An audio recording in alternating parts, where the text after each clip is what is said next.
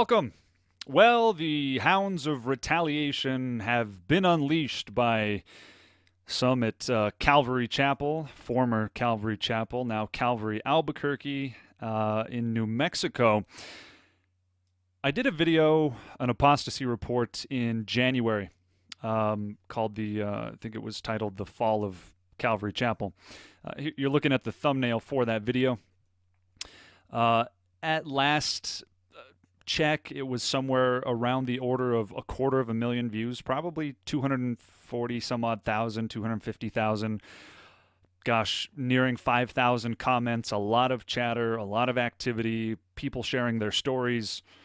Some happy to hear the information disclosed, some not happy at all. Some people very angry with me. This was a pretty comprehensive overview of the Calvary Chapel movement as a whole. It was about an hour and 37 minutes long, and I really went through many points and many players within the Calvary Chapel movement, their affiliates, and so forth, detailing the compromise that has ensued in past years. Today, a few hours ago, so bear with me. This is all very new, so there's a lot of information I'm going to try to get through. So just bear with me if some of it seems discombobulated. I got an email from somebody that I'll leave unnamed. This individual writes, "Great video about the Calvary group. I live in Albuquerque and posted it on my Facebook, and within an hour, it was taken down with the following comment. This video is no longer available due to a copyright claim by Calvary Church with Skip Heitzig. There was nothing in this video that you couldn't find on their website. There must be some truth, otherwise they wouldn't have taken it down." Bingo. "I am very disappointed in the Calvary Church, Albuquerque, the church through which me and my husband were saved and baptized. We can make up our own minds. They don't have to make up my mind. Thank you for all your work. Blessings."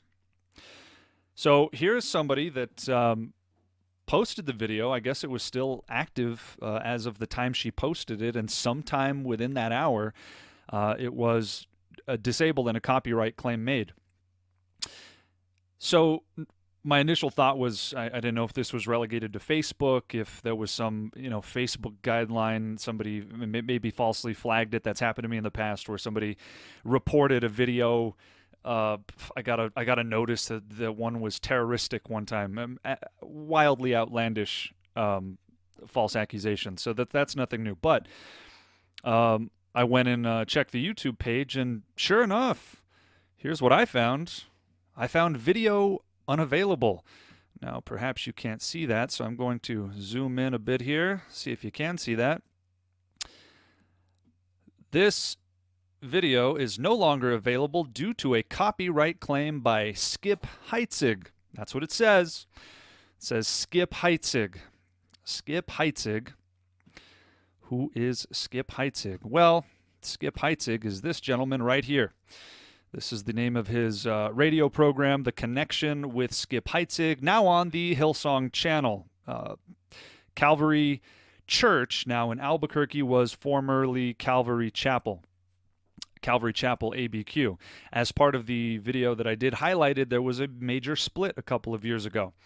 And a group of half of or so of the Calvary Chapels, led by Brian Broderson at the Broderson of the Costa Mesa outfit, which was the flagship church started by Chuck Smith, began the Calvary Chapel or the Calvary Global Network. And another group of men, which includes guys like Jack Hibbs and Raul Reese and so forth, started or maintained the Calvary Chapel Association.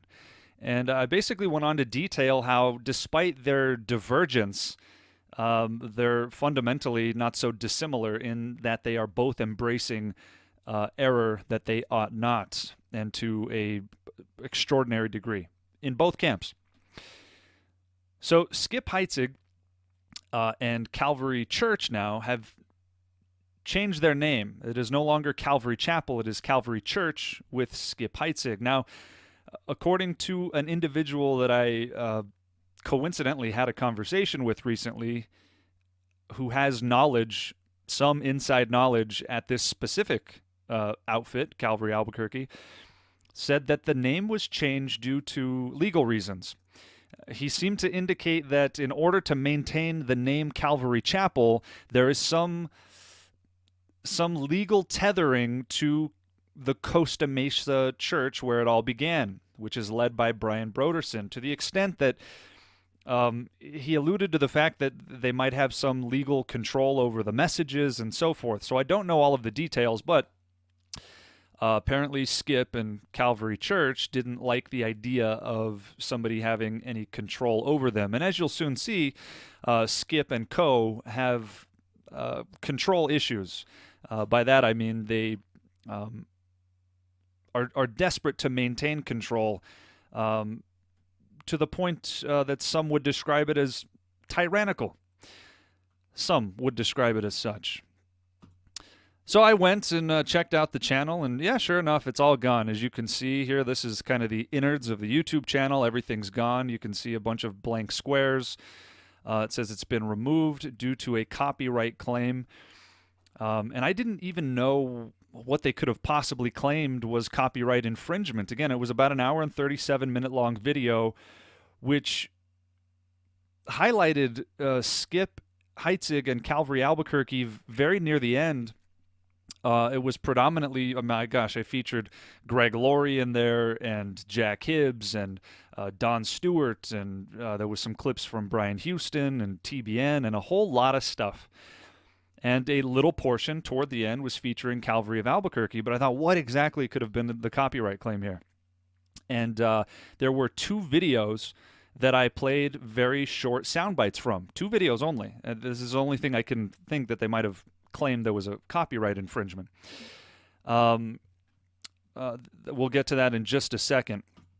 Just to tie up the other loose end, this, despite the fact that Skip has changed, or Skip and crew have changed the name from Calvary Chapel to Calvary Church, nevertheless, Skip Heitzig is still part of the Calvary Chapel Association, and not just part, he's one of 10 regional leaders, part of the regional oversight team. So he's regional oversight of the Southwest here, and there are a few people under him. But despite his changing the name, removing chapel from the name, he's still part of the Calvary Chapel Association. And this is the information straight from their website.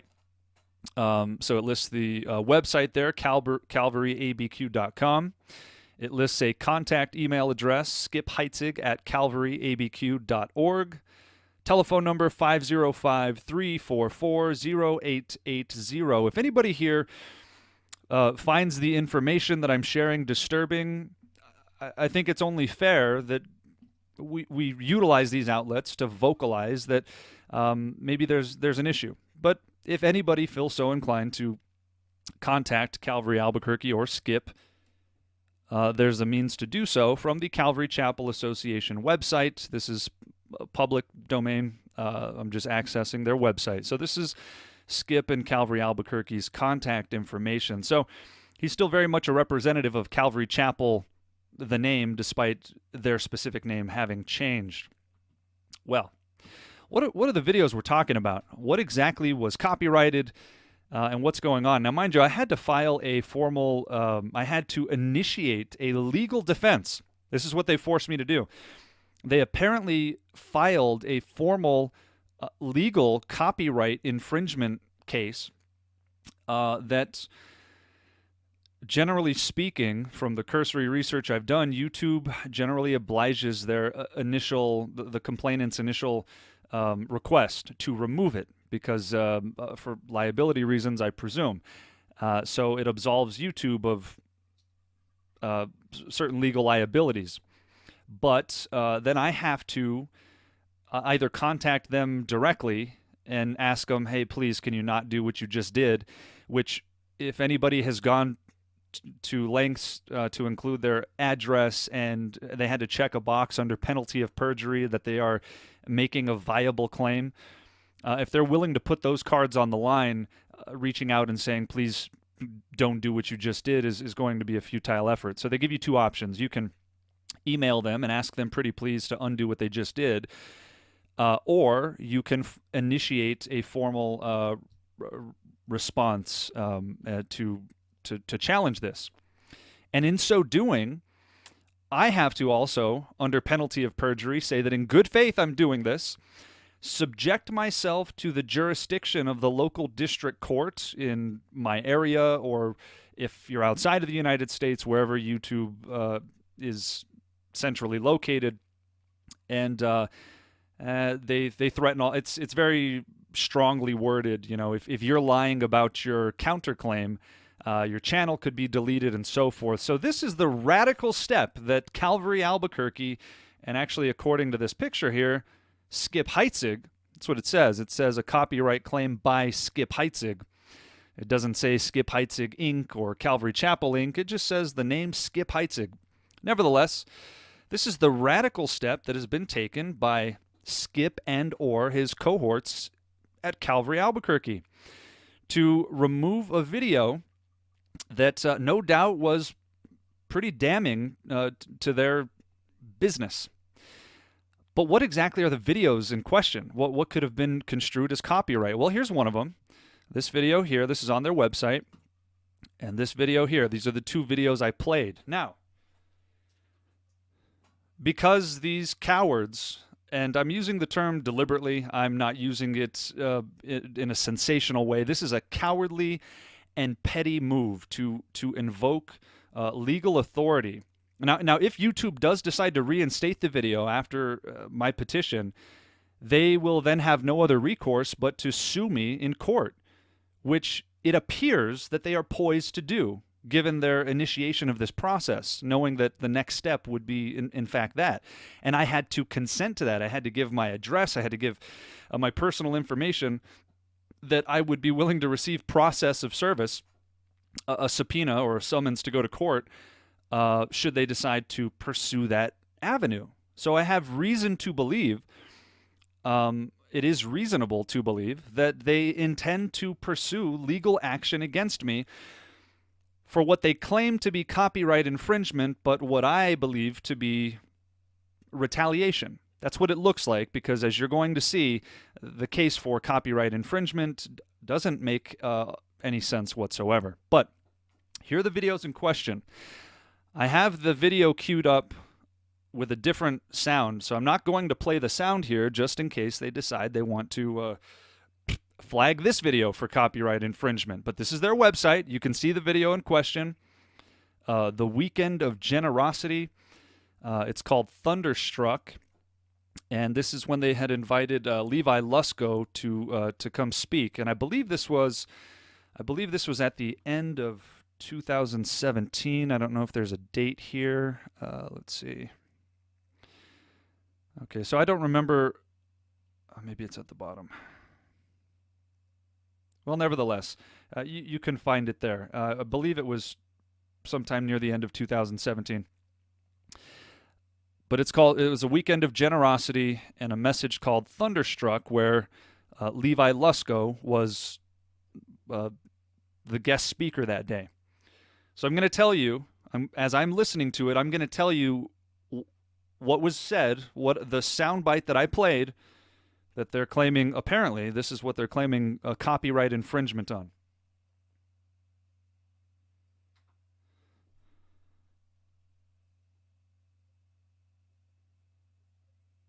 We're talking about generosity this week, and you know, generosity is seen throughout the scriptures. Jesus encouraged us to be generous, and of course, he's the ultimate example by giving his own life. We also find Paul commending people for being generous with their finances. And I think it's important that we use a weekend to discuss the topic of generosity. And so I'm glad to have Levi Lusco, a pastor from Fresh Life Church, teaching on this subject. Would you please give a warm Calvary homecoming welcome to Pastor Levi Lusco? Applause erupts for Levi.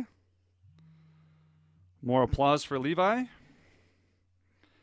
It's a great pleasure to be with you guys. Are you guys well today? all right. That's it. It was an introduction from Skip saying, please welcome Levi Lusco. And then he said, it's a pleasure to be with you guys. Are you guys all right? That's it. I believe the total length of that clip was something on the order of 49 seconds. But this was the introduction to the message, not even the message itself. Right? This isn't some artistic project. This isn't some album release. This doesn't seem to fit any of the parameters of what typically would be considered copyright infringement.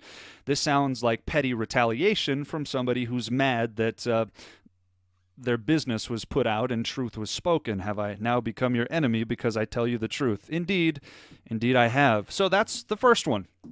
The Weekend of Generosity. Skip introducing Levi Lusco. The second video I played a snippet of was about 30 seconds.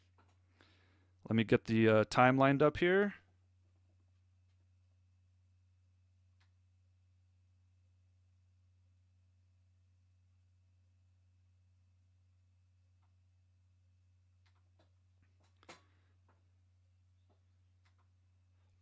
What I initially played was, and I did this with a stopwatch just to make sure, I played 8.5 seconds of Chris Kilala singing the words, I think he says, "Are you Lord?" and "breathe," whatever. He says about 6 words just to give the context, and then I skip to, pun not intended, then I skip to Skip's son, Nate Heitzig, who is introducing Chris Kilala, but I'll tell you what he says. This is Jesus Culture's frontman. He's singing, "Are you Lord? It's your breath. It's your breath." That's it. "Amen," says Nate. Come on. Let's hear it one more time for Chris Kilala. What a fantastic time of worship that was. He's going to be here again with us tonight. You don't want to miss it. It's going to be a great event. We're looking forward to what God's going to do, something incredible today. That's it. That's it. Apparently, these 2 snippets were enough for Calvary Albuquerque and their legal team, under penalty of perjury, to suggest that the original material was somehow compromised because I sampled literally 30 seconds of this clip to give the context of an introduction, not even the message. Now, mind you, these aren't for sale. This is public. You can publicly access this right now. So just to give you a little more context here as to what my response was, because you have to, we'll go here. You have to, there's something called fair use, which a lot of people know about, right? There's a Fair Use Act that was passed, and I believe it's Section 7 of the Copyright Act or what have you. And it says that depending on the reason for the inclusion of certain sound bites and so forth, if they're for reasons of teaching, critique, commentary, education, and so forth, that they are protected under fair use and the First Amendment of the United States. So they look at factors such as what was the nature and purpose of the original work. Were you using it as just a reproduction? Were you putting it forth as your own and using how substantial was the amount that you used, right? If you have a 5-minute video and you used 4.5 minutes of somebody else's video, theoretically they could say, well, that's copyright infringement. Your video mostly was comprised of our video. You just used it as your own, so to speak. That's clearly not what happened here. So clearly that in my response, I took the time to parse it all out mathematically for YouTube, and hopefully, if YouTube accepts my petition, they will forward this to Calvary of Albuquerque, but I will go ahead and share what I wrote with you. Without prejudice. Everything I'm saying is without prejudice, by the way.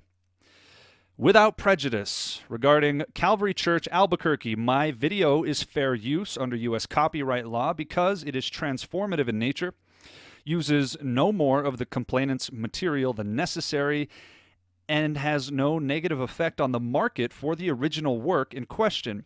The original work was not artistic in nature nor for sale, but was publicly broadcast on their website for educational purposes as a religious institution. Furthermore, my video is protected speech as outlined by the First Amendment of the United States Constitution. My video was produced for the purposes of criticism, comment, news reporting, and teaching. Here are the details.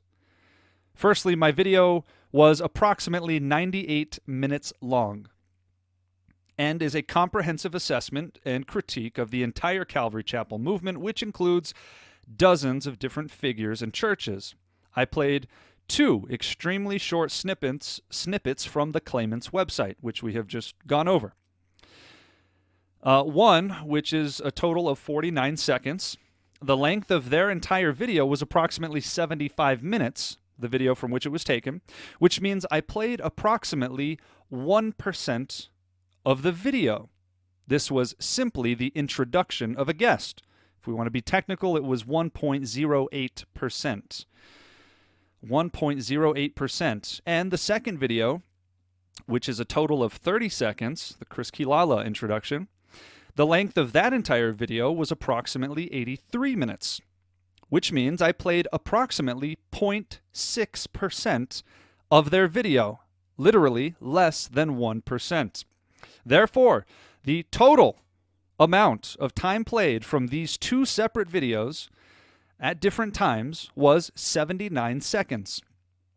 My video totals in length over an hour and a half, which means that the combined snippets from the complainant comprise only 1.3% of my entire video.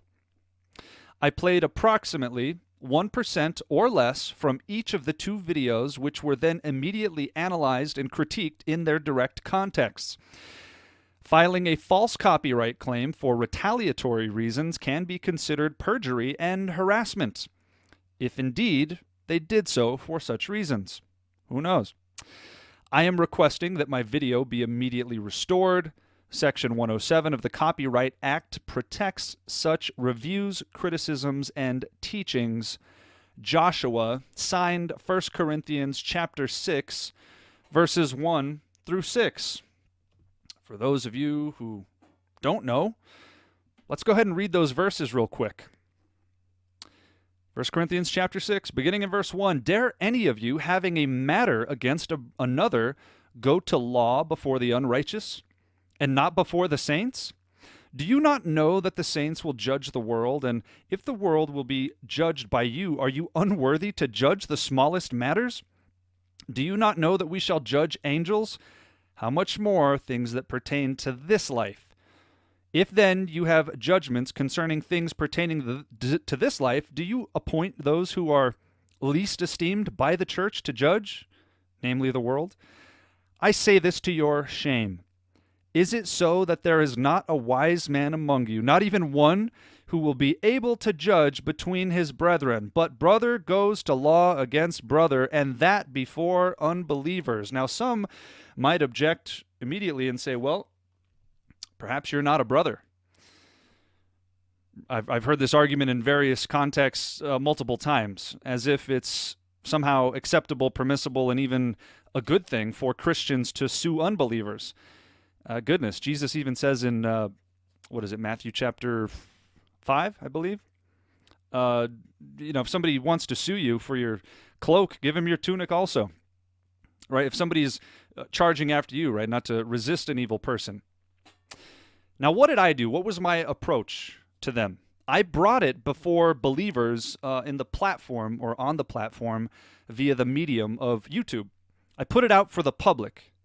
Ideas, rational arguments, biblical refutation, and objectively verifiable fact, documented facts. I put it out there for the believers at large to study, to review, and as the person who wrote me the email said, I can make up my mind for myself. Indeed, that's what I did. I put it out there so that other people could review it for themselves and come to their own conclusions. If they had integrity, if the so-called pastors, the so-called shepherds at Calvary Chapel had a modicum of integrity and ability to stand behind what they're doing, they could have easily done the same and presented better arguments, better facts, and so forth. It's staggering how much they argue like the liberal left does. When they run out of ideas, when they run out of good rational argumentation, they resort to fascist motives and means of silence, means of silencing the opposition. When you don't like your public critics, you just find a way to silence them. Now it's a war of attrition. So you have one multi-million-dollar corporation, Calvary Inc., or Calvary Church of Albuquerque, petitioning another multi-million-dollar corporation, YouTube, to shut me up, who is, clearly not multi-anything, much less a corporation. So now I'm fighting this uphill battle, right? And they're used to flexing like this in a lot of ways that we're going to get into. They didn't have better ideas, apparently, so they claimed that there was a copyright infringement, which, as I showed you, is almost laughably bogus. A total of 79 seconds worth of introduction to a message, not an artistic work. This wasn't some album release party or some means of livelihood or what have you. It does in no way jeopardizes the market of that message. One of these messages was a couple of years old. And somebody at Calvary apparently saw it and got offended and took the opposite of a 1 Corinthians 6 approach and said, we're going to pursue legal action instead of presenting better arguments. All right, maybe they don't think I'm a believer. Maybe they think I'm lost completely. I could easily say the same thing, except I'm not pursuing legal action against them. The difference here is this, right? If you want to sue me for my cloak, I got to give you my tunic. But if you're trying to suppress truth so that you can proliferate falsehood, there's a mandate to the contrary, found in Titus chapter 1 and verse 11. Paul says that there are many who are subordinate, whose mouths must be stopped, who subvert entire households for the sake of dishonest gain. I'm somewhat paraphrasing there, but that's the whole point. He says especially those of the circumcision. But he says their mouths must be stopped. They subvert entire households for the sake of dishonest gain. In the realm of ideas and in the realm of truth and in the realm of integrity, those who should know better, who are promoting false doctrines for the sake of dishonest gain, their mouths must be stopped. And they're always the ones that want to silence somebody else for speaking up. Not to compare myself to the like, but which one of the prophets weren't killed for rebuking those who should have known better? Precisely. When you oppose those who have deemed themselves independent leaders and above the law, namely God's word, and you're a nobody, how dare you? You troublemaker. Remember what Ahab said to Elijah? Again, not to compare myself to Elijah, but it's the same idea. The same principle thing is happening here.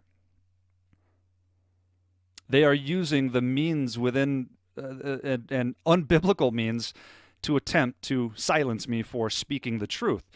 Of course, they contend it was copyright infringement when I was clearly reviewing and critiquing their ideas. Now, what is the genesis of all of this? Now, I have said this before, but I had my beginnings at this very church at Calvary of Albuquerque years ago, and was heavily involved, was there as often as possible, got deeply involved in an apologetics ministry with their college group and so forth, right?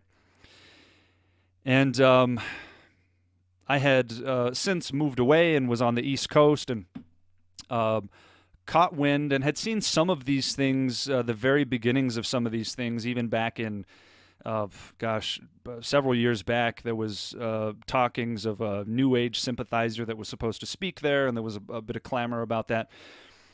And I caught wind that Skip's wife, Lenya Heitzig, was going to be speaking at a conference with a woman named Wendy Perez, wife of Benny Perez, who's a Joel Osteen friend and colleague. They're Word of Faith people based out of Las Vegas. And so I contacted several of these people and was asking them questions. First, here's Nelson Walker. He's kind of their apologetics guy and one of their School of Ministry directors. I talked to him about this, and I talked to Carrie Rose about this, and basically got nowhere. Several months later, things were heating up, and more compromise ensued, and I had a brief correspondence with this guy here, Neil Ortiz, who's, as you can see, part of the executive team, whatever that is. Calvary operates under what's called the Moses model of church government. So senior pastor Skip Heitzig is the Moses of the operation. They dig back into the Old Testament because they don't have New Testament justification for the way they do things, but that's a topic for another time. Neil Ortiz here spoke with briefly about some of this. Definitively hostile response from Neil. And fast forward some time later, I knew here's some of the other guys that I ended up talking to, Cesar Loya right here, and Eric Lamb. I talked to these two men personally, face to face, probably near the end of 2017, almost 2 years ago at this point. Now, we'll see their staff list here. If I scroll down here to web servants, we will see the name Sam Garcia right here. Oops, that's too many. Sam Garcia, web servants.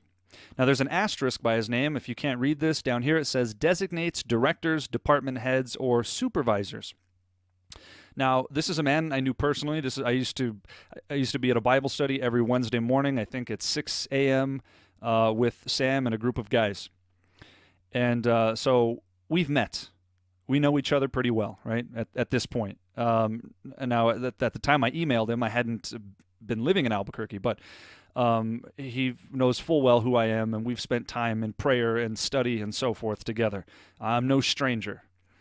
And I emailed Sam several of my concerns, which included Calvary's capitulation to people like Levi Lusco and the Hillsong movement and Rick Warren and even Joyce Meyer and Joel Osteen and a lot of these concerns. His response, likewise, was decidedly hostile. And so I'm going to briefly read what Sam wrote to me. This was Monday, June 27th, 2016, that Sam wrote this to me. 9:35 in the morning. This is in the context of a larger email where he's basically saying, you don't have any right to critique these people. I mean, he just dismissed basically everything I said. And he sums it up by saying, I encourage you to look at the extremely fruitful ministries of Stephen Furtick, Carl Lentz, John Piper, Beth Moore, Christine Kane, Rick Warren, Louis Giglio, Joyce Meyer, Joel Osteen, and Brian Houston, founder of Hillsong. So he gives me a who's who of false teachers list and tells me that I should look at their extremely fruitful ministries, capping off the list with Joyce Meyer, Joel Osteen, and Brian Houston. It's, again, this would be laughable if not so tragic. This is what a leader of one of their Bible studies and their web development team, their web servants, told me. I don't know who filed this complaint against me, but I know that from this list here, the web servants, the people that control Calvary's online media activity, at least that's what I presume web servants to mean, the leader, the head, the department of that is Sam Garcia, who has a preceding animosity toward me based on this June 2016 email exchange. So, did Sam have something to do with this? I don't know. Of course, it says Skip Heitzig's name on the video here. That's whose name is listed as filing the copyright claim. But who did it? Probably maybe the web servants. I don't know. Whoever deals with Calvary's, web activity, I would presume. So he says Joel Osteen is a fruitful minister. In case you needed convincing at all about who Joel Osteen is or why he's not a fruitful minister, here's just one of potentially thousands of clips that could be played. An interview from Huffington Post. Listen. But we've just got one more question coming through. Boring File Clerk says, what's your view of the current Pope? You know, the Pope has obviously been reaching out and has been a force of moderation in comparison to his predecessors. What do you make of it? I think the Pope is fantastic. You know, I just think his tone, his humility, his, you know, I loved when he said the other day, you know, and it's our view too. We're not trying to, you know, make this a little bitty narrow thing. Anybody's welcome. We may not agree, you know, 100% on doctrine and theology, but you know what? The church, Catholic Church, our church, it's open for everybody. So I like his tone, not pushing people away, but I believe God's big and his mercy is very wide. Well, it's true that God is big, and it's true that his mercy is wide, but Joel Osteen's switcheroo there from Matthew 7, that we're not trying to make this a little bitty narrow way. We want to make this a nice big broad way. Oh, you mean the one that leads to destruction, Joel? We may not agree on doctrine and theology. Only the two most important things that we should agree on. This is according to a representative and one of the heads of their department and one of the leaders of the Bible studies at Calvary Albuquerque, a fruitful minister of God, who says the Pope is fantastic.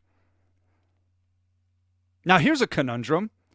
Skip Heitzig loves to quote Charles Spurgeon. He has often said in the past that Charles Spurgeon, the Prince of Preachers, is his favorite preacher. Loves to throw it. A lot of people do. But even Calvary's own Skip loves to throw Spurgeon out as his favorite preacher, right? Here's what Charles Spurgeon said about the Pope. It is the bounden duty of all Christians to pray against Antichrist, and as to what Antichrist is, no sane man ought to raise an objection. If it be not the Popery of Rome, there is nothing on earth that can be called by that name. Pretty big words there. No sane man should even doubt it, is what he intimates. You'd have to be crazy to think that the Pope and or the papacy doesn't so clearly fit this description. Right? This is Skip's favorite teacher, but Skip's disciples over there at Calvary say that Joel Osteen, the Pope lover, I think the Pope's fantastic. This is a fruitful minister of God. Folly upon folly. Here's a picture I posted in January of 2018. Post Chris Kilala and Ryan Reese at Calvary Albuquerque. Both of these men, I think, were featured in the last video. Certainly Ryan Reese was, who, in his words, just loves people into the kingdom, right? Repentance and things like that. You know, he just wants to love people into the kingdom. For those of you who don't know who Chris Kilala is, he is the front man for Jesus Culture. Jesus Culture is the worship, quote-unquote, ministry under the headship of Bill Johnson, who is a centerpiece in the New Apostolic Reformation, a man who prophesied, quote-unquote, over convicted pedophile Todd Bentley, the man that left his wife and ran off with his secretary and kicks old women in the face and calls the Holy Spirit Shika Boomba. He's a certified crazy person. By even the basis of worldly standards, he's out of his mind. And Jesus Culture's leader prophesied over this man. Then when he left his wife, they restored him to the phony ministry that he had, and just kind of dismissed his whole, new marriage and so forth. This is the theology that is that is behind, backing, and supporting Jesus Culture. So anyway, Ryan Reese, son of Raul Reese, who was at a big ecumenical event that he called epic. It was epic to see Catholics and Protestants petitioning for unity together. This is the folly that has befallen Calvary Church, formerly Calvary Chapel. Well, as I said earlier, Skip Heitzig and the Calvary crew there have a history of wanting control and not wanting to lose it. Some people would call that being a bit of a control freak. What am I talking about? Several years back, this article was written in Christianity Today in 2006. from about the time of 2004 to 2006, roughly 13 to 15 years ago. There was a big hubbub at Calvary Chapel at the time, Calvary Chapel, Albuquerque. Skip had left in, I think, late 2003 to San Juan Capistrano, California, to preside over Ocean Hills Community Church. He left the Calvary Chapel in Albuquerque that he had founded a couple decades prior and passed the torch, so they thought, over to a man named Pete Nelson. So Pete Nelson takes over, so he thinks, and for the next couple years, he spends a whole lot of time and energy trying to take over. So you have one Moses competing with another Moses, but of course you can't have two Moseses. And so Pete Nelson got frustrated, which in that context is understandable. In a biblical context, the whole thing is a farce, but in that context, even by Skip's own word, there was a whole lot of problem. They anticipated that the reins would be given over and Pete would take over, but apparently there was a bit of a reluctance on the part of Skip to do so. It says here, Pete Nelson accused Skip Heitzig of stacking the board with people who didn't attend the church. When Nelson complained about the issue, he said Heitzig threatened to take over as senior pastor. Little Diotrephes apparently didn't like that notion and wasn't going to be challenged by Nelson. After all, Calvary Albuquerque was founded by Skip Heitzig. This is a pretty short article here. Skip says, well, the claims Nelson made are not entirely true and forthcoming. Maybe I made some mistakes, but it's not quite as bad as he made it appear. Okay. So here's another article in the local Albuquerque Journal from March of 2006. Ex-Calvary board member says he was forced out for challenging direction. Former Calvary board member says supporters of founder Skip Heitzig forced him out more than a year ago because he raised questions about Heitzig's plans to use the Albuquerque megachurch to build a national ministry. Greg Zanetti said he was asked to step down from the board after sending a letter to church officials in November 2004 complaining that senior pastor Pete Nelson was not allowed to exercise the full duties of his position as promised. In this letter, Zanetti wrote that the board was controlled by non-Albuquerque members more loyal to Heitzig than the church.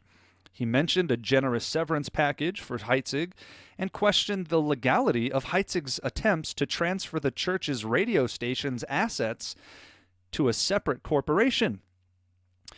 Turmoil within the church. Okay, let's see. Scroll down a bit here. Some areas of concern. Greg Zanetti says in his letter, the board gave Heitzig a very generous tax-advantage severance package to ensure he had a warm send-off when he left Albuquerque in early 2004 to lead Ocean Hills Community Church in California. He also received cars, office furniture, and radio station equipment. Heitzig appointed a board of directors comprised mostly of members who did not live in Albuquerque and did not attend church at Calvary. He contended those members remained loyal to Heitzig, not Calvary, after Heitzig left. Over objections from Zanetti and others, Calvary continued to fund Connection Ministries, which is the radio ministry of Skip Heitzig, Heitzig's daily half-hour radio program, despite the venture having cost the church nearly $7 million between 1994 and 2004. The bottom line is, if we continue to pursue the radical changes Skip and Paul are all proposing, all board members will be exposed legally and financially, Zanetti wrote. If word of these proposed changes gets out to the flock, it could be very damaging to Skip's reputation and could grievously harm the body. I know none of you wants that to happen, nor do I. And so, boy, I've never seen ads quite like this before. Sorry, I don't know what's... This website is horrible. The whole thing is mostly ads for some reason. Maybe this will help. That seems to help a little. A big buyout. In addition to his monetary severance, Heitzig received 2 cars and office furniture, as well as equipment used in the radio ministries worth about $166,000. And though he accepted severance, Zanetti said, Heitzig maintained control over Calvary. Skip's initial plan was to turn the whole church operation over to Pete and walk away. Board members Franklin Graham, Raul Reese, Greg Laurie, and Paul Saber would stay on a year to help Pete. But then we would be on our own, he wrote. So as you can see, and this is pretty par for the course, most megachurches have as their board members other megachurch pastors. Part of the reason for this is they set each other's salaries. It's a scratch my back, I'll scratch yours sort of endeavor. So Greg Laurie, who was heavily featured in the last segment and is now a TBN partner and also a member of the Southern Baptist Convention, he's all over the place. Well, he was a board member of Calvary Albuquerque for years. Him and Skip go way back to the days of California, Calvary with Chuck Smith. But you had Franklin Graham on the board and Raul Reese. I think Raul pulls in a cool $500,000 a year. I think that's his last listed salary that I came across. None of these guys would be too far from that, I suspect. But as you can see, it's a big who's who back-scratching event of other megachurch board members. One of the complaints from these guys. He says, I believe it's clear that the absentee members are more loyal to Skip as an individual than they are to Calvary Albuquerque as an organization. He wrote, they do not attend church here. They don't tithe here. They only visit when asked by Skip. Lusco said, this is Chip Lusco, father of Levi Lusco, who we're going to touch on in a moment. Nobody can say whether they gave financially to the church in Albuquerque or not. Okay, attempts to reach Saber were unsuccessful. None of these guys wanted to talk. Calvary leaders' unwillingness to inform the congregation of their intentions or plans for the church's future was also problematic. Zanetti wrote, listen, at a March 2004 meeting, Skip and all of the absentee board members voted to transfer the radio station assets and operations to an entity that Skip and Paul would control. Devious indeed. Zanetti wrote, the absentee board members did not disclose in their voting that they were also members of the Ocean Hills Board, a fact that was only later revealed. Shrewd businessman is an understatement. Conniving probably is a better word there. Franklin Graham even gave a statement along the lines of, God told me he had given those radio stations to Skip. All right, that's what God told him. The absentee board members voted to pursue the asset transfer, etc. A lot of drama going on at that time. And let me see if I can... Okay.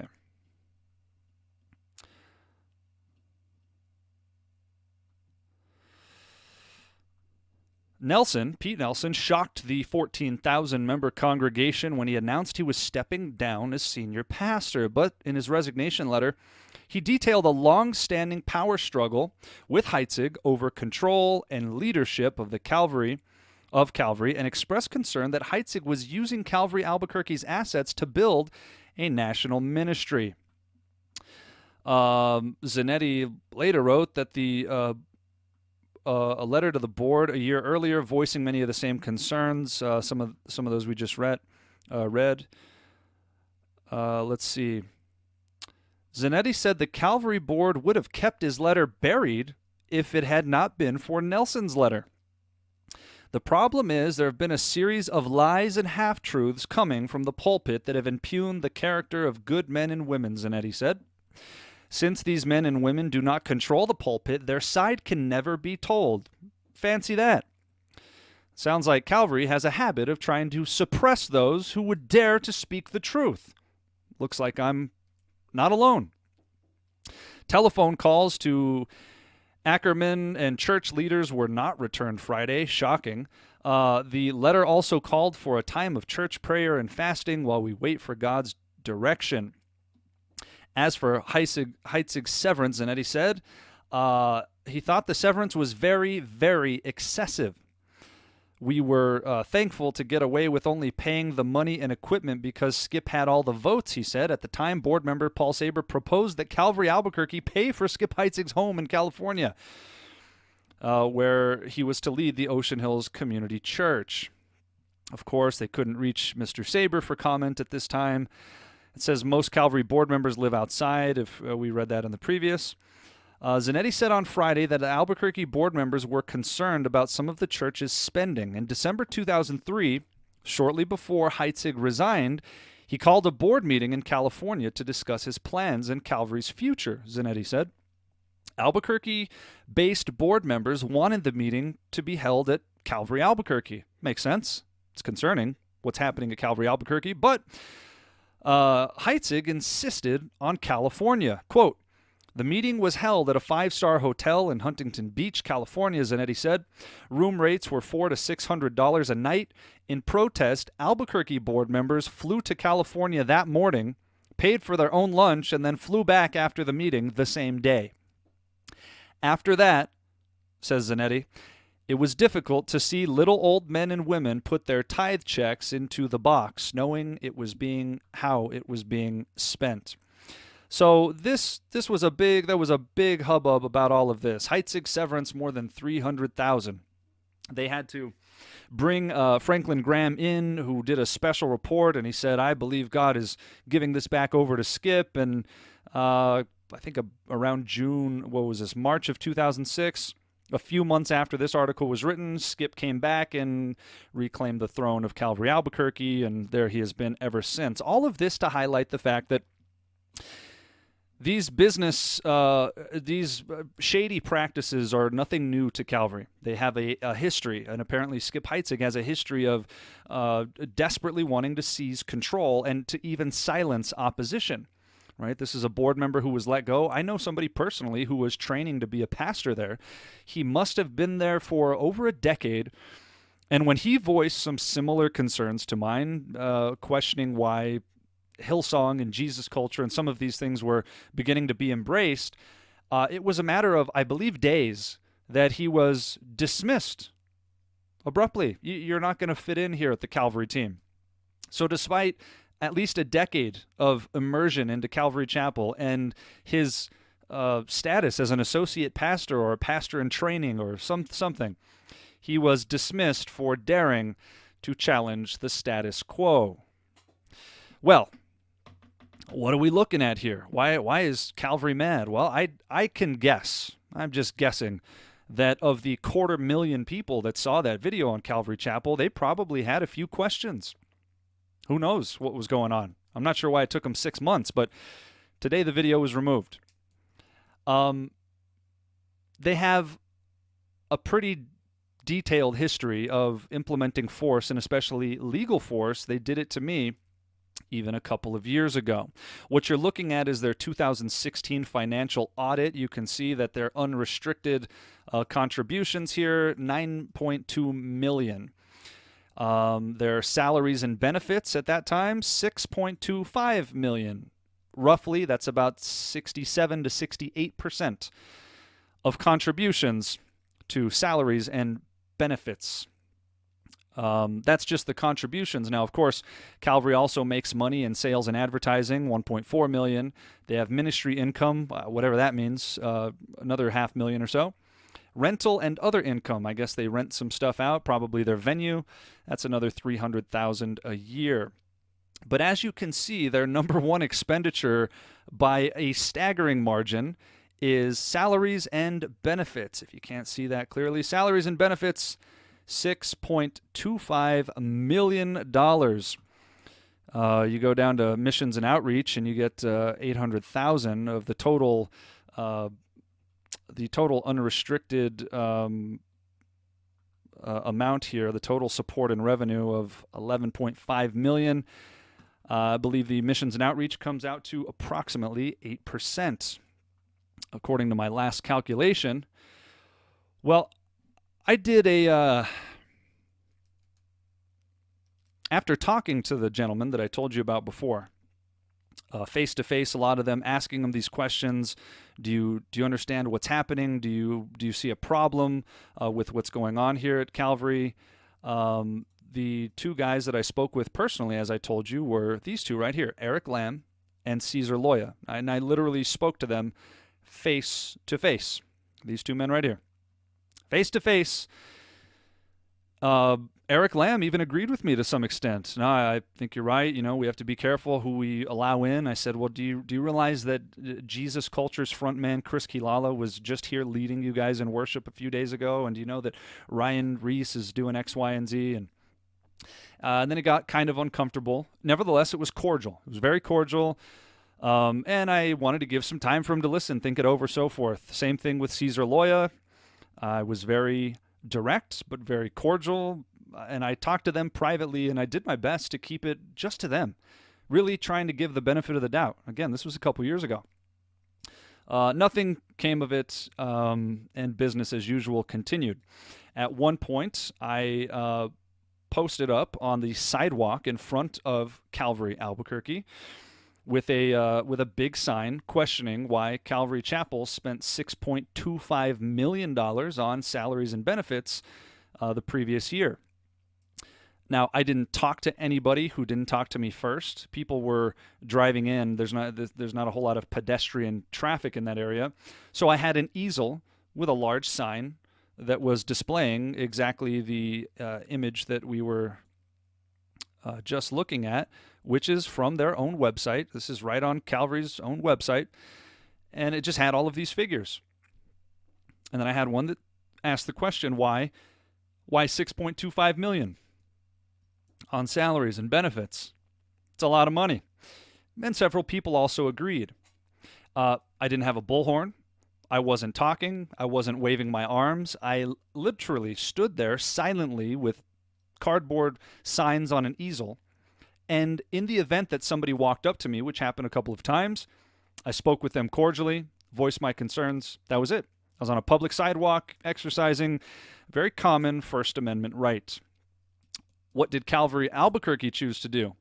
They proceeded immediately to call the police and try to force me off of the public sidewalk, not on their property. I'm on a sidewalk in front of it. This is city property.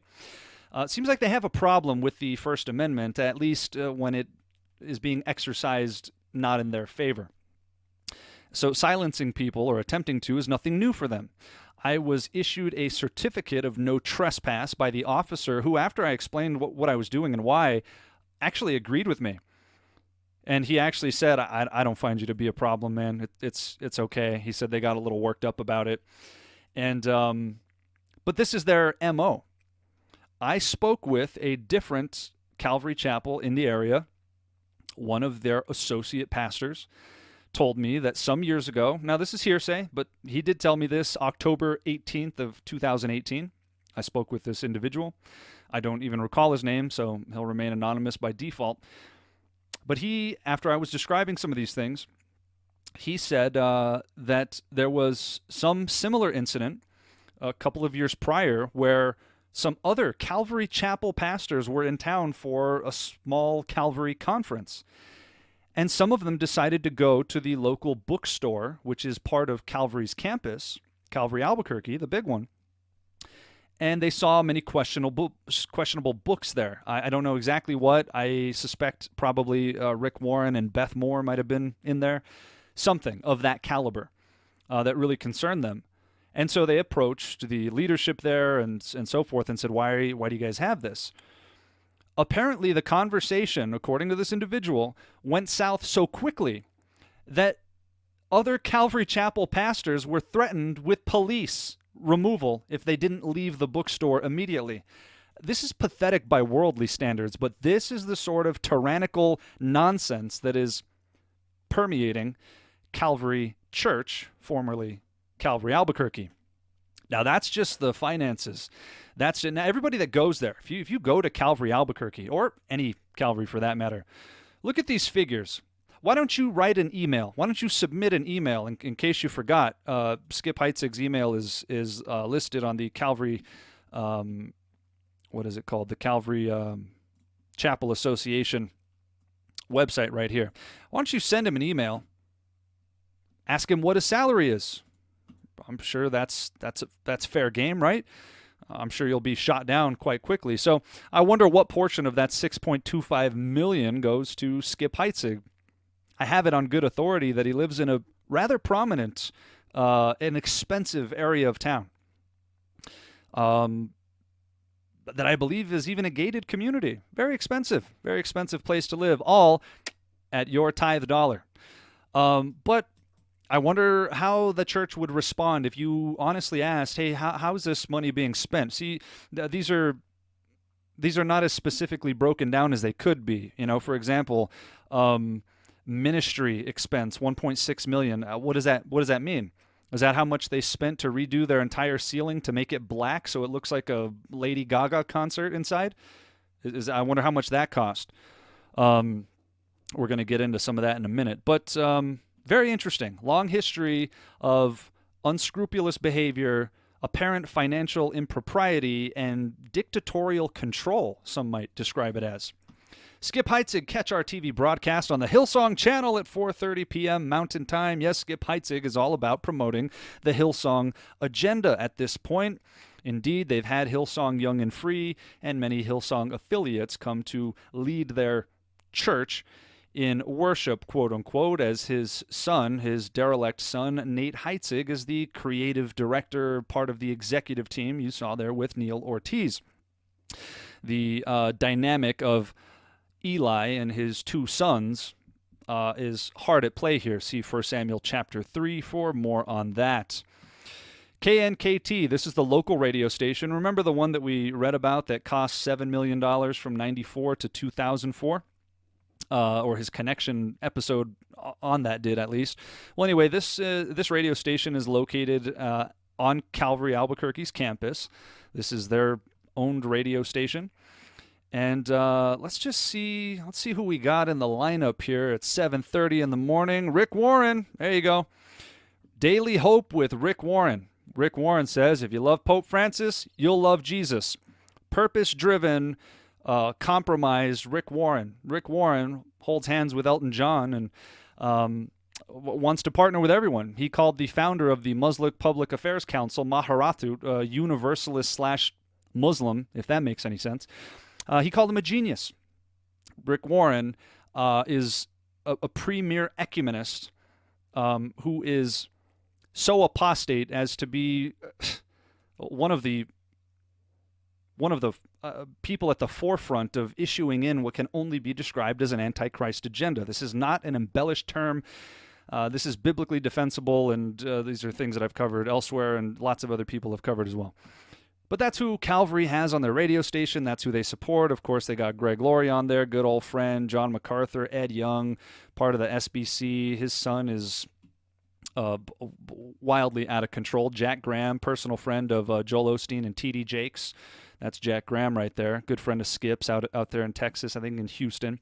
But anyway, this is Calvary's local radio station promoting heretics, heresy and heretics, apostates and so forth, to the extent that they have apostatized themselves. That's what the whole thrust of the video was about before a fraudulent, I would contend, claim of copyright infringement was leveled against that video. Here is a picture of Ben Corson, son of John Corson, prominent speaker in the Calvary Chapel movement, somebody that I used to listen to quite extensively as a young believer, somebody I listened to every morning. Here's his son, Ben Corson. This is a picture of before he spoke at Calvary. Now, again, I'm not going to play this for fear that they might try to issue another copyright strike, but you can go to their website where this is not an artistic work. They did not charge for this. This is out in the public. And you can see Ben walking out there. I don't know if you can see. It says guest speaker Ben Corson. The title of the video is Hope for Our Generation. Ben Corson, good friend of Calvary Chapel.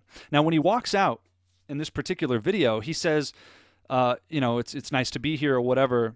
And I'm paraphrasing. He says, guys, you know that this is like being at Disneyland, right?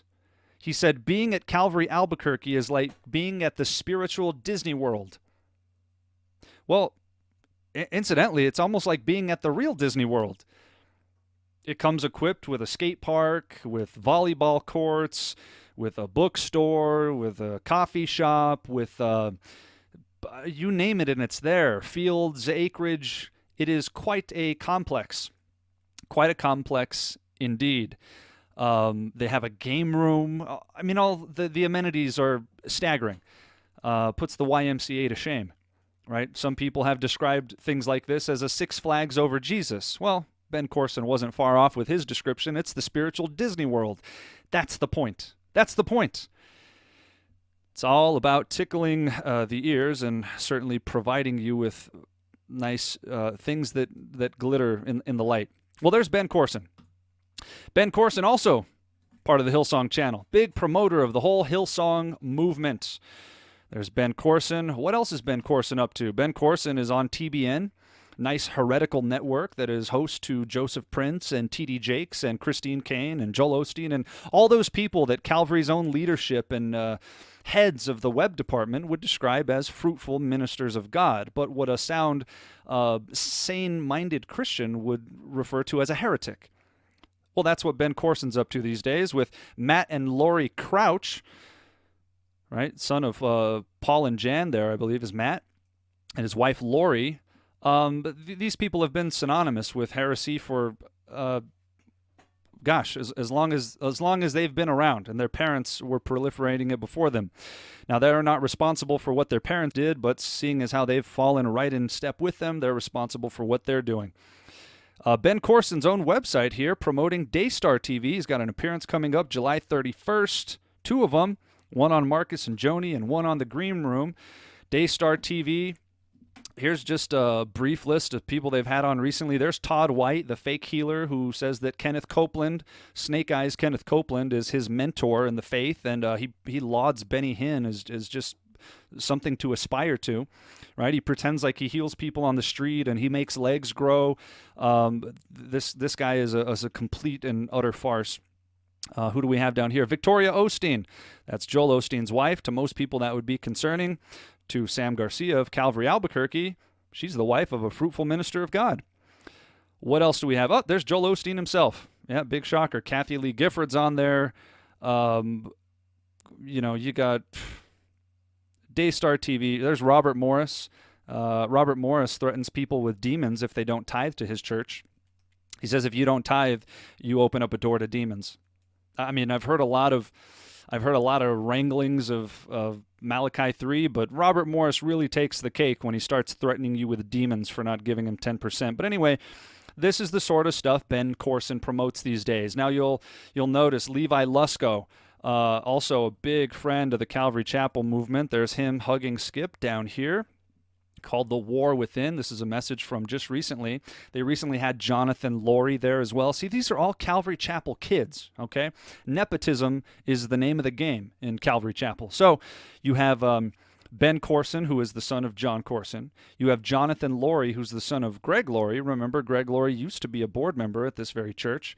You have Levi Lusco, who's the son of Chip Lusco, who was their former spokesman and a former pastor at this very church as well. So now they're raising up the next generation of compromised, spoiled brats who are more interested in having a tattoo off, and by that I mean a tattoo competition, than they are with proclaiming the Word of God unabashedly. Now, I say this is a completely peripheral note. I say this as someone with tattoos. Don't get tattoos. They're vain, they're superficial, it's a waste of money, it's not good stewardship, etc., right? I have them, but I'm not an active promoter. Youthful haste prevailed at a time. These are guys that are trying to out-skinny jean each other and are becoming one with, synonymous with, the new wave of the Word of Faith. And that's what you're going to see here. Levi Lusco, good friend of Calvary Chapel. Skip introduces him. He says, welcome our good friend Levi. He's got this international ministry. Of course, he used to be on staff here at Calvary. Skip says at one time Levi was part of this church, and indeed his father was listed as a pastor there for several years as well. Here's Levi Lusco at a conference coming up in November. I believe that's this year. I guess it could have been last year. I don't see the year on it. Nevertheless, there's Levi Lusco down here with Stephen Furtick, his spiritual mentor and older brother, so he says. John Gray, this is a former co-pastor with Joel Osteen. He left Lakewood Church to start his own heretical megachurch, but this is a Joel Osteenite. He's an underling of Joel Osteen. Stephen Furtick preached at Joel Osteen's church and said, this is what we want to build, and I came here secretly several years ago, and I looked at this place, and I thought, if God can do that here, what can he do with us? It's all about what you can see with the eye. Stephen Furtick, commonly referred to and correctly referred to as a narcissist who will read himself into every text of Scripture. Well, these are Levi Lusco's friends, cohorts, and partners in ministry. Compromised is an understatement. Here's a conference coming up called the Motion Students Conference. You got Hillsong Worship. Founder of Hillsong says Muslims and Christians serve the same God. Brian Houston also covered up his father Frank Houston's pedophilia. You got Elevation Worship. That's Stephen Furtick's group. Rich Wilkerson Jr., I believe he married Kanye West and Kim Kardashian. Look that up. I'm pretty sure that's who that was. Then who do we? There's Levi. There's Levi Lusco. Here's Lecrae, who doesn't like to be called a Christian artist anymore. Lecrae finds himself at any ecumenical gathering that will have him at this point, and indeed partners with some of the raunchiest and worst, even by worldly standards, musical artists, because he just likes to make good music, right? There's no integrity with Lecrae, a guy a lot of people saw as a promising upcoming leader in the Christian world, who knows how to play both sides of the field. At best, we could call that lukewarm. At worst, I would say Lecrae is a deceptive change agent of some sort. Well, anyway, here's just a brief clip of Skip's friend, Calvary Albuquerque's friend, Levi Lusco, introducing his good friend, mentor, pal, Carl Lentz of Hillsong Church in New York City. Listen. And while we were away, our good friend, Pastor Carl Lentz from Hillsong Church in New York City, took the time to preach God's word in the Fresh Life House. And on this archive, you're going to have the opportunity to hear a life-changing message that he called Church in the Wild. Okay. Good friend of Levi Lusco. That was in 2014. Nothing's changed. Here's a video from just a couple months ago, and they're still hanging out. That's Carl Lentz and Levi Lusco playing cards. Let's listen to Carl Lentz's funny bone.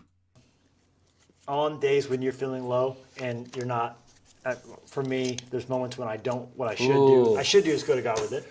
What's your numbing agent of choice? Is it spending? Is it eating? Is it watching? Is it social media likes? What's your numbing agent when you're not functioning like you should? Colombian cocaine.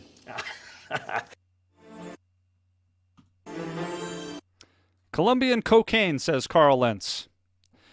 All of these guys want to be stand-up comedians, even by, I don't know what's more offensive. The fact that they're ungodly or the fact that they're legitimately not funny, even by comedic standards. It's double offensive on both fronts. These guys are ridiculous court jesters, to say the least. Everybody wants to be funny. So they go on to have a game of cards while they're talking about becoming a better you, right? I mean, this is a page out of Joel Osteen's book. About the version of Carl that you don't want to be. Describe that guy. Let's talk about the version of Carl that you don't want to be. So it's all an attempt to be a cool hipster or whatever. Well, this is Levi Lusco. This is friend and minister to Calvary Church with Skip Heitzig. Here's Carl Lentz, also embraced by Skip Heitzig, who is on this Hillsong channel himself. He is arguably one of the most prominent leaders in the entire Hillsong movement. Let's listen. Are gay men and women welcome in the church? Absolutely. We have a lot of gay men and women in our church, and I pray we always do. It's not our place to tell anyone how they should live. That's their journey. Every article I've read about you guys says he declined to discuss gay marriage. Yeah, it's a misquote because I do discuss it, just not the way people want me to. When it comes to homosexuality, I refuse to let another human being or a media moment dictate how we approach it. Jesus was in the thick of an era where homosexuality, just like it is today, was wildly prevalent. And I'm still waiting for someone to show me the quote where Jesus addressed it on the record in front of people. You won't find it because he never did. You won't find it. Jesus never addressed it. We have a lot of gay men and women in our church. I pray we always do. Yes, the tip of the iceberg for the heretic, Mr. Carl Lentz, good friend and co-minister of Levi Lusco, and as it pertains to him being a central figure in the Hillsong movement, an associate minister of Skip Heitzig. I mean, Skip Heitzig is now on the Hillsong channel. There he is, right there, right in the center. Carl Lentz is waiting for somebody to show him where Jesus addressed homosexuality because he just never did, right? This is the sort of buffoonery that is indicative of all that Hillsong entails. It is superficial, it is worldly, it is the tickling of ears, if there ever was tickling. Nothing so embodies tickling ears like a guy like Carl Lentz, who also said, we have a stance on love and we have conversations about everything else. I'm still waiting for somebody to show me where Jesus talked about homosexuality. I guess he just skipped over that whole, if you have seen me, you have seen the Father. I guess he skipped over John 17:17. Father, sanctify them by the truth. Thy word is truth. What was Jesus referring to? He's referring to an Old Testament. This was so categorically wrong that it was absurd you didn't even need to bring it up. Jesus didn't talk about bestiality either, Carl. Should we turn a blind eye and have a conversation about that one too, you degenerate clown? Be offended at the terms I'm using or take them for what they are. That's the nicest thing I can say about him. And yet, Calvary, Levi, all of these guys embrace him. I'm still waiting for somebody to show me where Jesus said anything about homosexuality. What a dangerous game to play. Let's play all the things Jesus didn't say specifically in the red letters and have conversations about them as if they're permissible, as if they're not expressly condemned in other places that are taken for granted, that go without saying. It was so patently wrong, it was so patently sinful that what was the point in addressing it? I mean, Jesus made clear reference to Sodom and Gomorrah in condemning other people. It would be more tolerable for them than it will for you in judgment. Yet he clearly indicates that their condemnation was just. This is the folly of Calvary. Calvary, Albuquerque. There's Skip Heitzig on the Hillsong channel next to Christine Kane. Who do you got on here? You've got Joseph Prince, right? Mr. Cheap Grace himself. You've got, there's Brian Houston. Robert Morris threatens you with demons if you don't tithe. There's Joel Osteen, who Skip's buddy calls a fruitful minister of God. There's Stephen Furtick, who's got a $1.7 million mansion, something like that. Hey, there's Joyce Meyer enjoying everyday life and enjoying her multi-million-dollar complex. That's what she's enjoying. She's enjoying false teaching for years. Creflo Dollar. I mean, the man's got dollar in his name.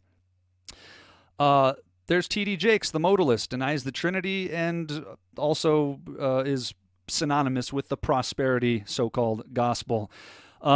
This is one of many heretical networks that Skip Heitzig and Calvary Church were happy to immerse themselves in. Yes, now on the Hillsong channel. Connection Communications, there's Skip, Hillsong channel. So why was I targeted? I think it's obvious. I think it's obvious why they wanted to shut me up, because the things that I'm presenting don't look good for them. So they made a desperate grasp for a so-called copyright claim to get the entire video removed. So I just reiterated many of the things that I showcased in the first video and just kept them specific to Calvary Albuquerque and Skip Heitzig. A truly petty and cowardly move to suggest that I reproduced their content or their media for my benefit, as if it was some reproduction that I was taking credit for. This was clearly a critique. I played snippets of the introduction simply for context. Here's Skip introducing Levi Lusco. Here's Chris Kilala leading worship, and then Skip's son Nate saying, hey, give it up for Chris Kilala. We're glad he's here, everybody. He's going to be again with us tonight. That's it. This wasn't even the heart of the message. These were the introductions, just to get them saying the name. That's it.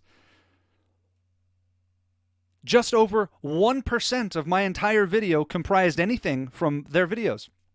Clearly not a case of copyright infringement, but if you're desperate to silence someone, you'll take desperate measures. And that appears to be what's happening.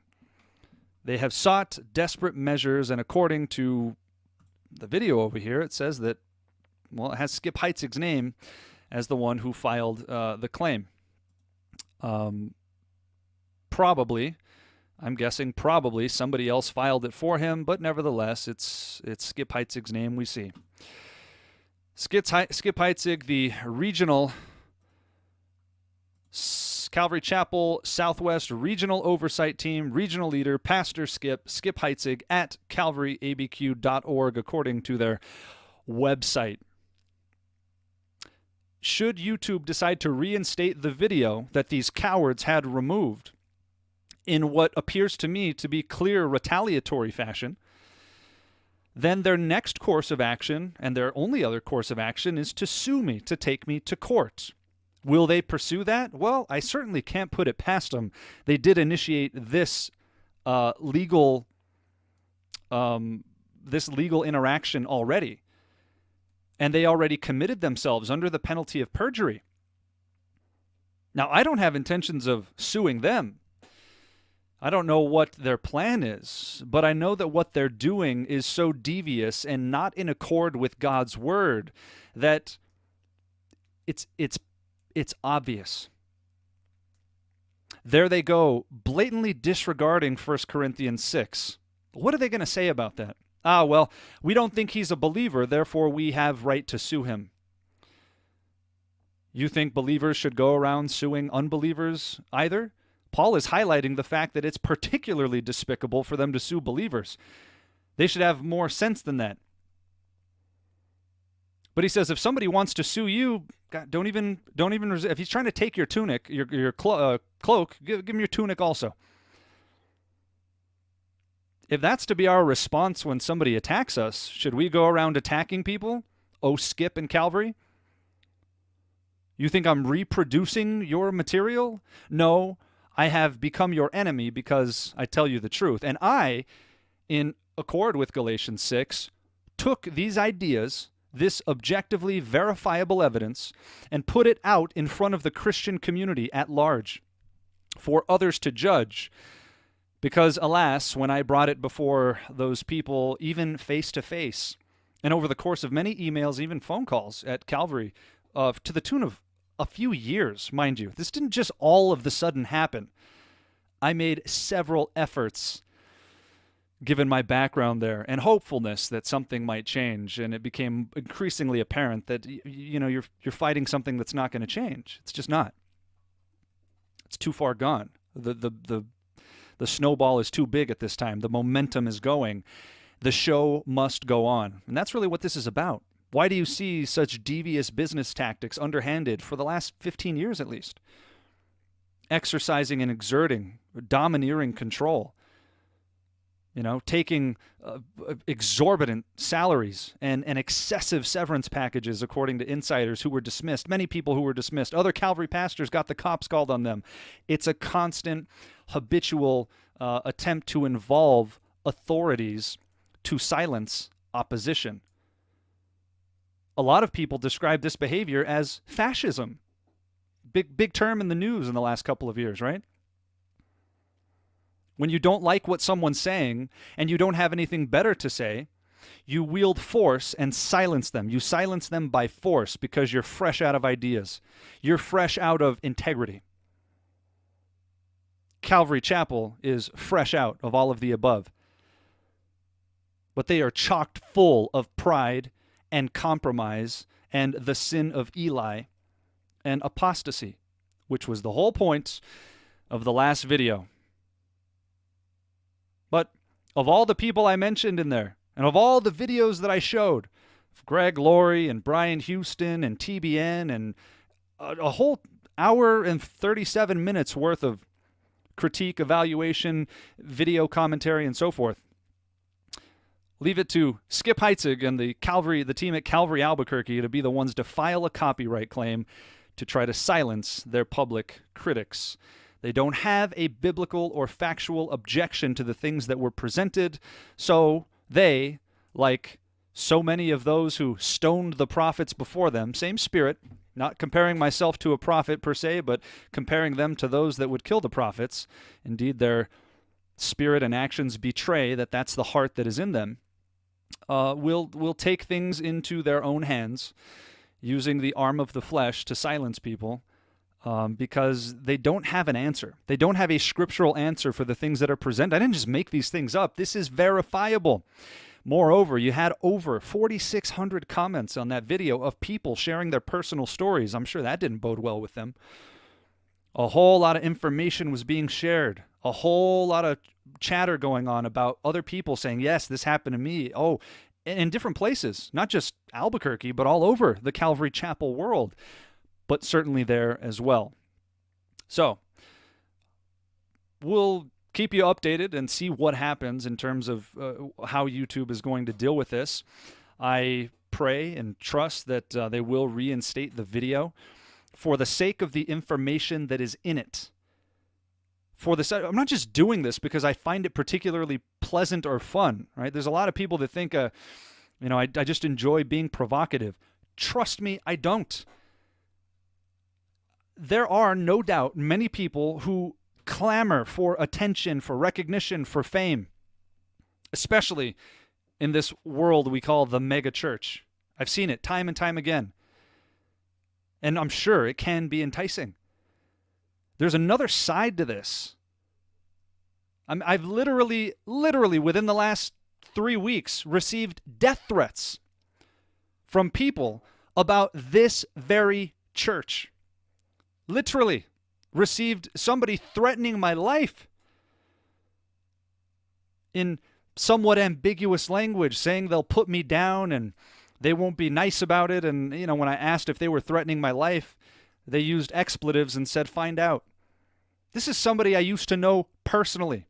This is somebody that I prayed with in his own home, had Bible studies with, literally ambiguously threatening my life over the video in question. It's not pleasant. It's not fun, but it comes with the territory.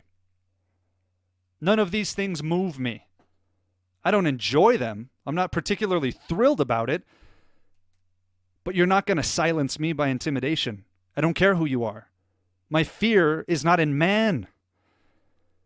I don't say that as a proud statement. I say that as best as I can muster as a statement of humility before God, because I do fear him. I can tell you that much. What did James say? He who knows to do right and doesn't do it, to him it is sin. An old Frenchman, I believe, once quoted, whoever does not bellow the truth when he knows the truth makes himself the accomplice of liars and forgers. If you see danger coming, O watchman, and you fail to warn those people, their blood will I require at your hands. And I'm not even calling myself a watchman. I'm telling you, I see a problem. People need to know about it. And I've received dozens, if not hundreds, of messages, both thanking and condemning me. Wow, we didn't know this. As disappointing as this is, thanks for bringing this to our attention. We might have slowly acclimated by degree of compromise. Thank God. Thank God some people are being spared from the clutches of this ridiculous compromise from men who should know better, men who I used to esteem personally. And now, according to Titus 1:11, men whose mouths must be stopped because they subvert entire households for the sake of dishonest gain. What is that gain? Is it just money? Who knows? It doesn't matter, but they're seeking to gain something. Whether it's just money, whether it's a combination of money, power, influence, fame, whatever it is. I'm not saying this because it's particularly enjoyable. It's true. It's true. And sometimes, somebody's got to blow the horn, so to speak. Somebody's got to blow the whistle, ring the bell, whatever. But it's a ridiculous presumption that I somehow get some secret pleasure out of this. A lot of other things are much more pleasurable to speak about. Trust me on that. I'll still receive critiques. My point is, there's another side to the story. There's always something else. There are better ways to make friends and influence people than this. Trust me. A lot of people have fallen away from my own personal circle. People that I knew, like I said, people that I literally prayed with together in their home. As recently as a couple of weeks ago, telling me to find out if they're actually threatening my life. This is what's happening. It's not a joke. Now that's the extreme end of the spectrum. There's many praise reports on the other end of the spectrum, and thank God. It's first for God's glory and God's honor, and secondly for the benefit of those people that have ears to hear, that don't want to be deceived, that don't want to start compromising and get comfortable and get lukewarm and be vomited out of Jesus' mouth. Thank God for that. But you people should be ashamed of yourself, Skip, Sam, whoever else is there that was behind this, supported it, or suggested it. What a petty and pathetic thing to do, even by the world's standards. But I can hardly tell the difference anymore. Even Ben Corson says, you're the spiritual Disney World. What a joke. It's in God's hands. I would admonish and encourage and implore whoever's watching this, just pray for the Lord's hand to work in this and to resolve the issue. Now, this fight's too big for me. I submitted my petition, I submitted the request or whatever. It's not about having this video out there because I just want my stuff to be out there. There is a lot of truth in that video. I can tell you, I spent a whole lot of time preparing that. There was a sequence of events that built upon things that showed. It was a case that was built to show you just how far-reaching this compromise is. It's important for that to be out there. But now we've got cowards at Calvary, Albuquerque, who are trying to suppress that truth under the guise of, I've infringed on their copyright laws. Well, listen, I didn't play any videos here, so good luck with this one, fellas. And if you want to sue me and deal with the consequences from God. Not from me. But for all of you listening, please pray. Please pray that the Lord will get the victory. It's not my fight. It's so much bigger than me. I just happen to be the target. I'm the face of it. This is a spiritual battle. And it's not that I'm so special. There are probably many of you going through battles exactly like this that are just not so public. Many of you have probably been ostracized. Look at that guy, Greg Zanetti, former Calvary board member. He said they would have just buried my letter if Pete Nelson didn't do this. Now, this was before or right when YouTube was in its inception, right? There just was no means. Unless the news reported it, there was no way to talk about this. Well, thank God we have an outlet. Right, this just happens to be personal to me, but I guarantee you this same thing is happening in other contexts for many of you that don't have a voice or don't have a platform. Right? So whether it's about me personally, and I deal with other things that have nothing to do with me, that's the point. There are things that are important, but pray for this. This is a spiritual battle behind all this. This isn't just Skip Heitzig doesn't like Josh Chavez or Calvary Albuquerque hates Josh. Now, that might be true. It's much bigger than that. I'm not presenting my ideas and opinions about, potato here. This isn't my preference of flavor of ice cream. What's happening here is a devastatingly sad reality of the apostate state that the so-called church today is in. And from so many that at one time were considered wise, reasonable, sound stewards of the Word of God, who have compromised to such a degree that they now become unrecognizable and one with the very things they used to warn about. Even Skip himself used to say, it's not about your best life now. It's not about your best life now. He wouldn't say Joel Osteen's name, but he would allude to him. Look at this. On the very same page, There's Skip Heitzig. There's Joel Osteen. They're both part of the same network now. They're both part of the same ministry channel. This isn't some aloof relationship. They have submitted and vied for the opportunity to be part of Hillsong's channel promoted by Hillsong, which would be bad enough by itself.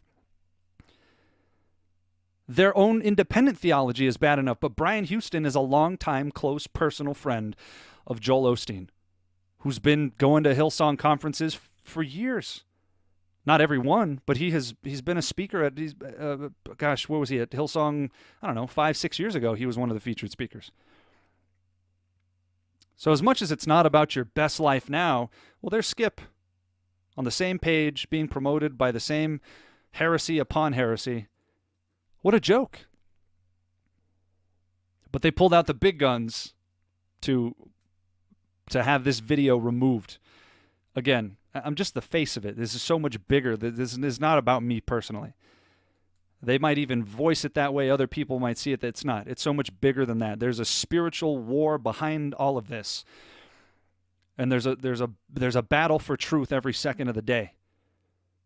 And we must be good soldiers of God and press on and fight on for contending earnestly for the faith. Apollos vigorously refuted the Jews. All right? So many of these things would be promoted by this man. I'm sure he's got a whole series on Galatians 6, and yet he can't abide by something basic. Something basic. You're going to invoke the law?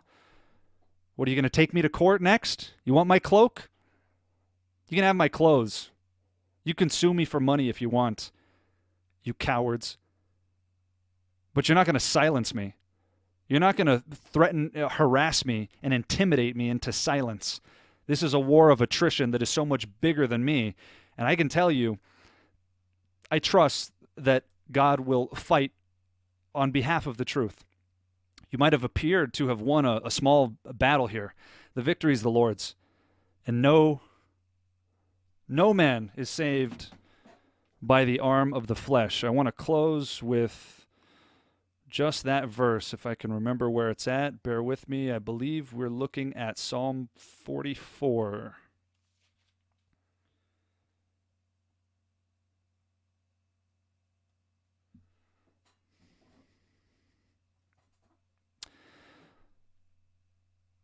Psalm 44.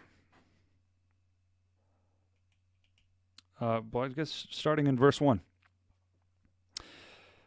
We have heard with our ears, O God, our fathers have told us, the deeds you did in their days, in the days of old. You drove out the nations with your hand, but them you planted. You afflicted the peoples and cast them out, for they did not gain possession of the land by their own sword. Nor did their own arm save them, but it was your right hand, your arm, and the light of your countenance, because you favored them. You are my king, O God. Command victories for Jacob. Through you we will push down our enemies. Through your name we will trample those who rise up against us. For I will not trust in my bow, nor shall my sword save me, but you have saved us from our enemies, and have put to shame those who hate us. In God we boast all day long, and praise your name forever. Selah. Verses 1 through 8 there. Now, there is a specific context in which this verse is speaking about the children of Israel, and there is a general context in which it's applicable. You're not saved by the arm of your strength. Your own strength cannot save you. Even David said of Goliath, my God is the one that's going to give me the victory. So, of course, both of us would say, well, God's on my side. Well, God's on my side. Let the truth speak for itself. Let your very simple actions of pursuing some legal recourse to get this video removed speak for itself.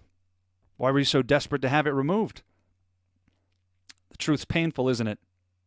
What happens so often in the New Testament? They were cut to the heart. One of two things happened. When truth was spoken, people got cut to the heart. They either repented or they picked up stones to stone the messenger. What you're seeing is a variant of that.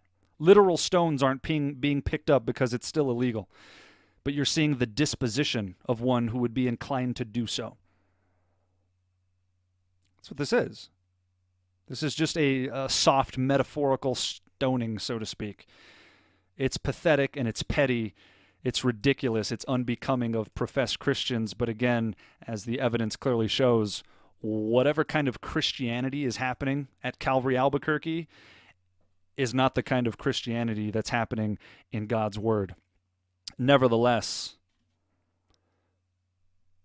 still not a good reason to pursue legal action if you think somebody's not a believer. Take my tunic, but you don't get to silence truth. You subvert households by capitulating to error for dishonest gain. Your mouths must be stopped, not mine. Please pray that the Lord would bring victory in the situation. There's much more to come. Every day is a battle in different ways, but the truth must march on. This is a small thing. The people that needed to see it largely already have, but nevertheless, pray that the Lord would reinstate this and bring victory to a situation that's out of my control, as are all situations, truthfully. Pray. The fervent, effective prayer of a righteous man or woman avails much. So I covet your prayers in this situation, not on my behalf per se, but on behalf of what's being said. Again, this is not about me personally. Again, I don't like it. I'm not thrilled about it, but it's so much deeper than Calvary Chapel or Calvary Church hates Josh. It's so much deeper than that. So anyway, I implore you to prayer, those of you who are inclined to do so, and let the Lord do what he wills. Until next time, God bless and Godspeed.